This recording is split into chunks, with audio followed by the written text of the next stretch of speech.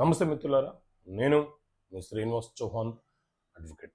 మిత్రులారా, ఏదైనా ఒక రిజిస్టర్డ్ డాక్యుమెంట్లో పేర్కొన్న అంశాలన్నీ వాస్తవాలే అవుతాయా?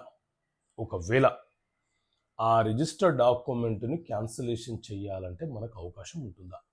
సో మిత్రులారా, ఏదైనా ఒక ప్రాపర్టీ కొనుగోలు చేసినా, గిఫ్ట్గా ఇచ్చినా, లేదా ఇతర ఏ బదలాయింపు చేసినా దానికి చట్టబద్ధత రావాలంటే రిజిస్ట్రేషన్ యాక్ట్ 1908 ప్రకారంగా సంబంధిత రిజిస్టర్ గారు ఆ ప్రాపర్టీని రిజిస్ట్రేషన్ చేయాలి.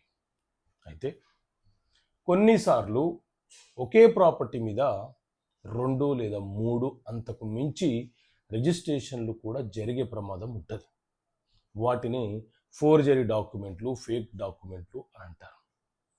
మరి ఒక ప్రాపర్టీ మీద మరొక డాక్యుమెంట్ ఫోర్జరీ డాక్యుమెంట్గా రిజిస్టర్ అయిన తర్వాత ఆ డాక్యుమెంట్లో పేర్కొన్న అంశాలన్నీ వాస్తవాలేనా అని అంటే అవన్నీ వాస్తవాలు కాకపోవచ్చు.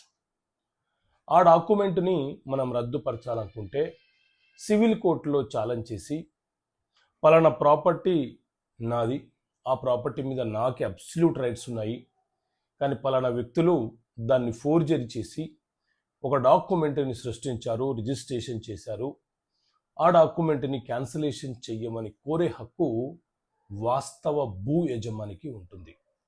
The real owner of the property అని అంటాం. ఆయనకు అది క్యాన్సిలేషన్, ఫోర్జరీ డాక్యుమెంట్ని క్యాన్సిలేషన్ చేసే హక్కు అతనికి ఉంటుంది. కాబట్టి ఒక డాక్యుమెంట్ రిజిస్ట్రేషన్ అయినంత మాత్రాన అందులో పేర్కొన్న అంశాలన్నీ వాస్తవాలే కావు. ఆ డాక్యుమెంట్ మీద సివిల్ కోర్టులో సవాలు చేసే హక్కు ఉంటుంది. కాబట్టి ఆ డాక్యుమెంట్ న్యాయస్థానము విచారణ జరిపి పరిశీలన చేసి కోర్టుకు కావలసినటువంటి డాక్యుమెంట్ ఎవిడెన్స్ని తీసేసుకున్న తర్వాత ఆ డాక్యుమెంట్ని న్యాయస్థానము క్యాన్సిలేషన్ చేయవచ్చు. ఓకే మిత్రులారా, థ్యాంక్ యూ. జై హింద్.